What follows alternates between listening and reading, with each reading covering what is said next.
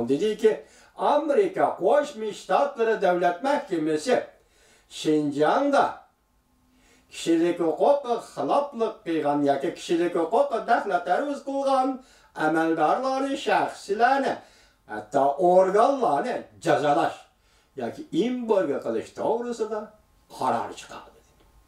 Biz orliqda bir leksiyada sizga so'zlagan nima dedik? Amerika Davlat Majlisida kim edi, ismini unutib qoldim, kechiringlar. Sizlar asliyalasizlar.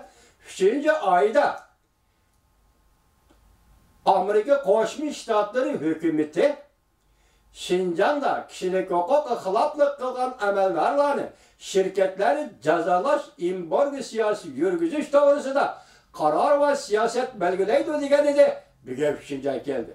Bu 3-oyning 16-kunida bugun Aprilda axborot to'g'rida YouTube'da e'lon qilindi. Endi buni konkret mazmunlar, jazolashning konkret mazmunlari nima? O keyinda kelishi mumkin. Ishonamanki, buning muhimlik darajasi tunigan leksiyada so'zlaganimizdek Prezident Trumpning deganidek, masalan, Jungo'da islohot elib berish, qurulma xarakterli islohot elib berish, bu qatorda kelishimning mazmuni bo'lish kerak degan muhim so'zning muhimligi bilan ta'minlab, endilikda Apple axborot to'g'risida e'lon qilingan Jongbang, ya'ni jiddiy xabar shaklidagi xabarda Şinjan'da kishilik huquqi xiloflik qilg'uchilarni, amaldorlarni, shaxslarni va shirkatlarni, organlarni jazolash va embargo qilish to'g'risida Amerika Qo'shma Shtatlarining Davlat Mahkamasi qarori chiqardi degan. Men orliqda bir qatam hisob o'tgan edim. Hozirgacha bir yerda material shaklida yoki kitobiy shaklda bir yerda Amerika Qo'shma Shtatlarining qaysi bir davlatni kishilik huquq bo'yicha embargo qilganligini anglab boqmadi. Chunki bu yerda kishilik huquq desa, bir sharqdiki, hali qalanda davlatlar, hali qalanda salla boshlari hisoblanmaganda, bu yerda kishilik huquq desalar bir Xitoy, enendiki Rossiya qatoriga keladi.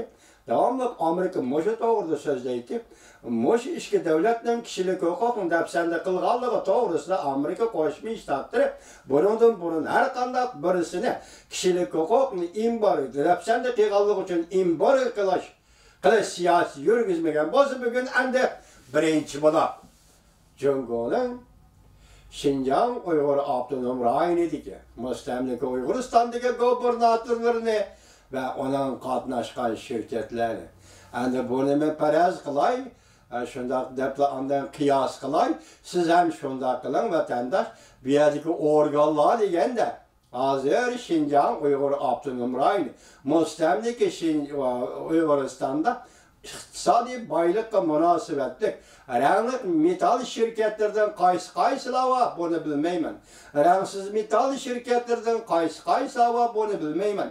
Elimizde yer aslı baylığı, kömür kan, tömür rodusu baylığı, altın, kızılma baylıklar doğrusu da qaysi şirketler aşkarı ve mahfi işlavatıdır. Bunu mu bilmeymen?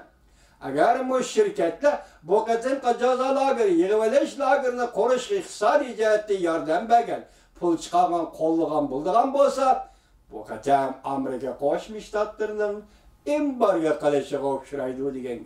Buning ichida eng muhimi Jungo neft shirkati, Jungo neft ximiya shirkati, markazning shirkati, ochiq aytsangiz bor. Shaytonning so'zi bilan aytganda o'g'irlash, bulash, aldash.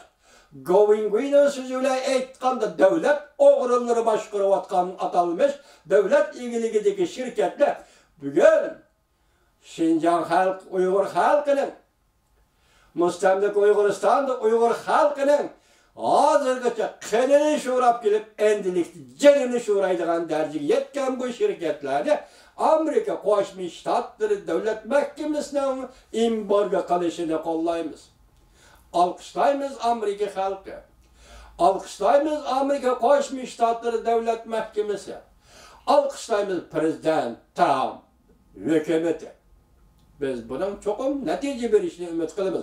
Hozirgacha Prezident Trump parlamenti yoki Prezident Trump davridagi parlament qaror qabul qilish, masalan, Uyg'ur kishilik huquq siyosat qonuni tuzish ve gerçi ötmegen olsun bunun sebepleri nurgan vatandaşlar 1. ayının 17. günü makullukta ötmeye kaldı Uygurlar doğrusu makullaşan kanunlayı.